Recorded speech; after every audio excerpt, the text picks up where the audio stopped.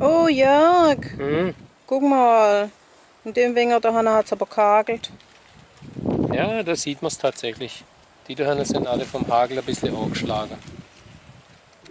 Oh, schade. Aber das ist nicht ganz so schlimm. Die trocknen jetzt ein und fallen noch ab. Also der Traube an sich, der wird schon noch reif, das wird gut. Man sieht es ja auch, die Hagelschäden sieht man ja da auch in den vereinzelten Blätter.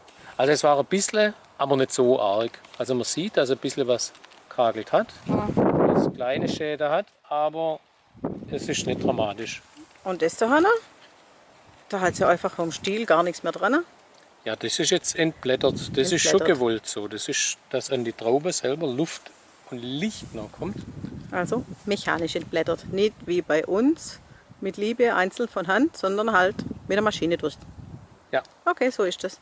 Aber das Wichtigste ist, dass jetzt Luft an die Trauben ankommt, damit die schön trocken sind.